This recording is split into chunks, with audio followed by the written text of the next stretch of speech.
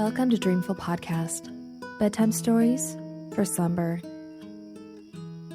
I would like to start off this episode by thanking our newest Patreon supporters, Topher Jen, Thomas Bain, Nancy Mew, and Dean Johnston.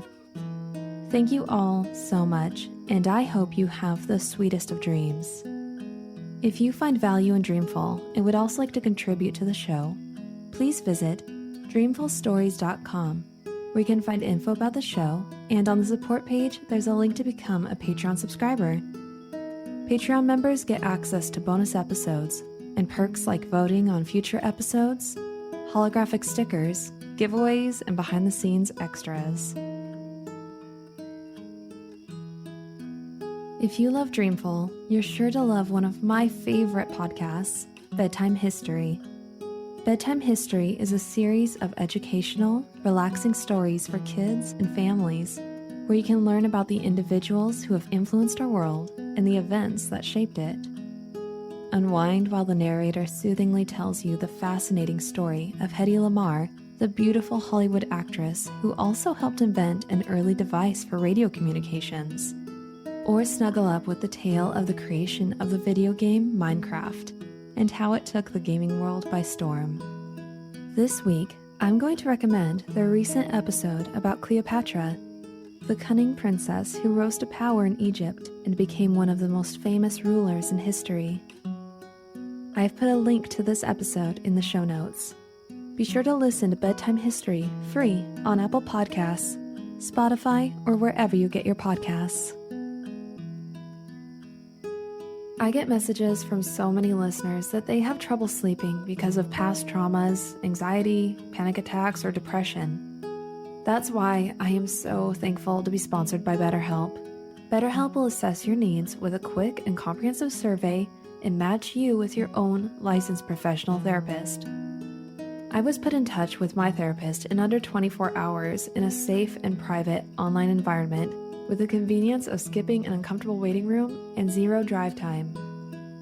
Send a message to your counselor anytime and receive timely and thoughtful responses, plus schedule weekly video or phone sessions. This service is available for clients worldwide, and you can find a licensed professional counselor that specializes in your specific needs, whether that be depression, sleeping, family conflicts, trauma, and much more. Best of all, it's more affordable than offline counseling, and financial aid is available. Start living a happier life today. As a listener of Dreamful, you'll get 10% off your first month by visiting our sponsor at betterhelp.com/dreamful. Join over 1 million people who have taken charge of their mental health. Again, that's BetterHelp, help spelled HELP.com/dreamful. Each month in the year 2021, we will be exploring the history and mythos behind some of the most famous constellations. This is the 9th episode of the Constellation Series, Virgo the Maiden.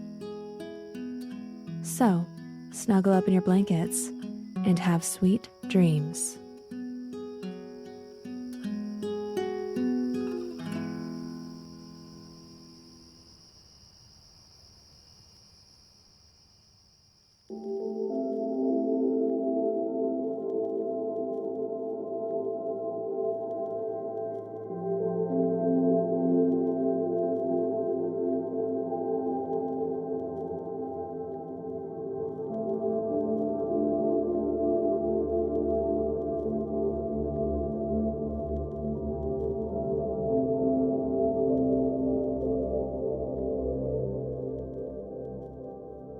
Sprawling across the heavens is the largest constellation of the zodiac, Virgo.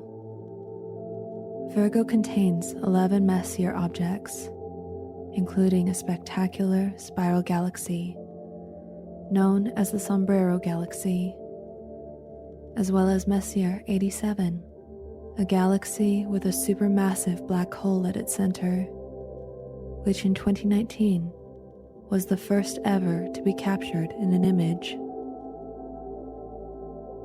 This constellation dazzles with multitudes of stars, 20 of which have known planets such as Chi Virginis, a star with a gas giant 11 times the size of Jupiter, one of the largest planets ever discovered. Virgo also contains Spica, one of the brightest stars in the sky, 12,000 times more luminous than our sun. Virgo is visible in the northern hemisphere from March through July, in the southern hemisphere from August until February. Knowing this, it makes sense that every mythology surrounding Virgo tells of a maiden or a goddess of seasons, harvest, and fertility. The ancient Babylonians viewed it as two separate goddesses, one holding an ear of grain, and the other a palm frond. The ancient Egyptians related it to Isis, the compassionate and clever goddess of motherhood, kinship, and magic, who was married to Osiris, the king of the dead. The ancient Greeks have many stories tied to the constellation, but to explain the turning of the seasons, one story eclipses them all: the timeless tale of Persephone and Hades.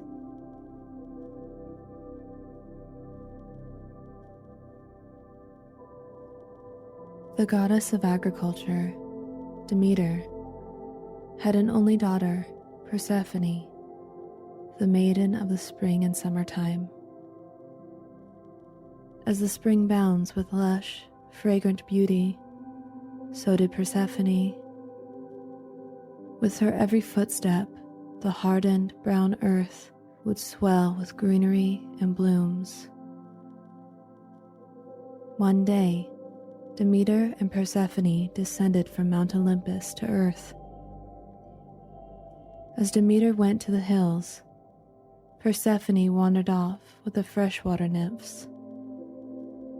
As they frolicked in a meadow, the god of the underworld, Hades, cloaked by the helm of darkness, spied Persephone and fell madly in love at the sight of her. But how could the radiant goddess of spring and life ever love the lonely ruler of the dead? Hades went immediately to his brother, Zeus, and upon confiding in him, they devised a plan for Hades to take her back to his realm. Zeus plopped a single narcissus in the meadow with glowing purple blooms and a heavenly scent. Persephone had wandered away from the nymphs when she suddenly caught sight of the wondrous flower. Unable to resist its beauty, she desired to add it to her bouquet. As she plucked the narcissus flower, the spot from which she pulled it yawned into a great chasm, and out sprang a team of black horses, drawing a chariot. Persephone gasped with fright and turned to flee the dreadful scene.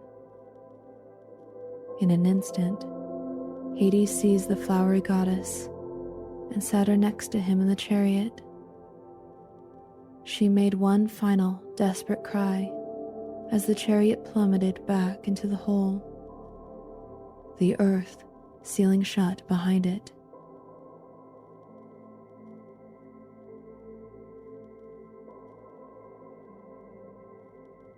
Persephone's cry bellowed and echoed through the valleys and hills, and her mother, Demeter, froze at the sound.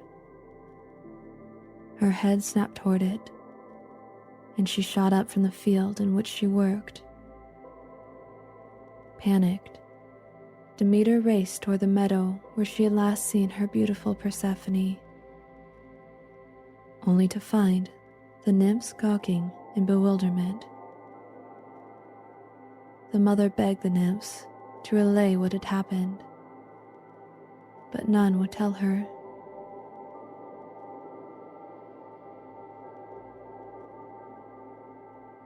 Hades held fast to Persephone as the horses drew them down beneath the secret places of the earth.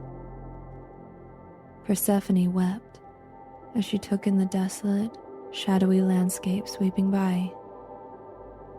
Eventually, they reached the river of woe, and it poured into the river of lamentation.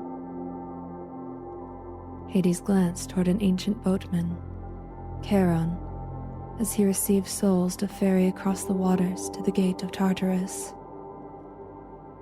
On guard before the gate was Hades' gruesome three-headed dog, Cerberus, whose job it was to keep spirits from escaping the underworld. Beyond this were three other rivers: the river of fire, the river of the unbreakable oath, and the river of forgetfulness.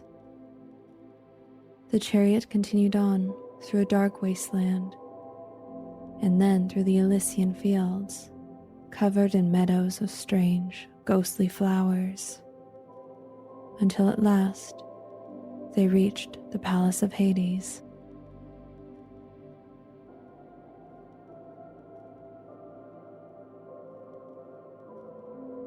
For 9 days, Demeter wandered the land in search of her daughter, until at last she reached Helios.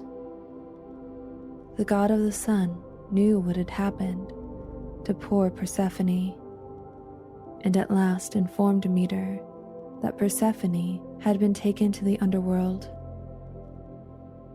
The news of her daughter's fate struck the goddess with an overwhelming grief.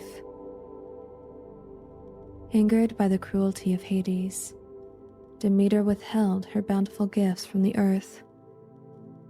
A chill swept over the fruitful landscape as it transformed into a lifeless desert. A year passed, hopeless and cruel, as men wasted away with hunger. The wilderness was barren. Crops refused to grow. And so it seemed the human race would be extinguished from the world. Zeus at last sent the gods to Demeter to reason with her, but she would not be moved. She declared that the fields would never again bear crops until she could see her daughter. Without options, Zeus sent Hermes down to the underworld to ask Hades to let his bride go back to Demeter.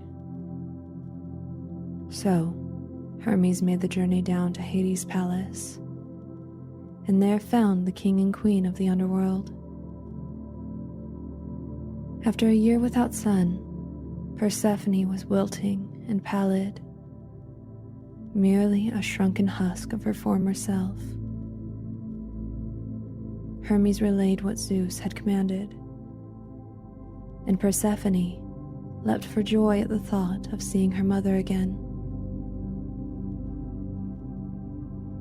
Hades understood that he must let his beloved bride go back to the surface of the earth. But alas, the thought of losing her completely filled him with dread.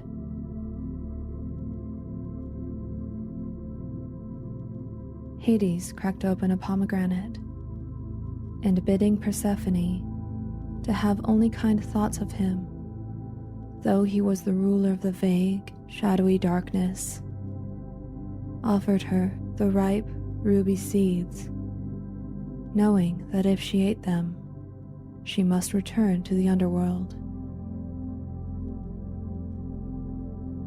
Persephone smiled with kindness at her husband and ate 4 seeds. The Lord of the Dead then readied his chariot, and Hermes took Persephone back to the surface to meet with her mother.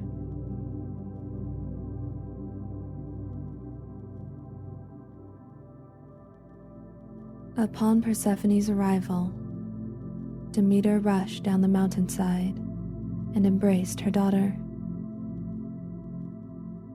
They spent the day arm in arm, talking about all that had happened in the past year. When Persephone told her mother that she had consumed the pomegranate seeds, Demeter realized that her daughter would not be able to stay for long and fell once again into a state of distress. To prevent more destruction to mankind, Zeus sent another messenger to Demeter. This time it was Persephone's grandmother, Rhea, Queen of the Universe. Rhea begged Demeter to return to Olympus and proclaimed that Persephone would remain with Demeter when the weather turned warm and the land would be filled with blooms.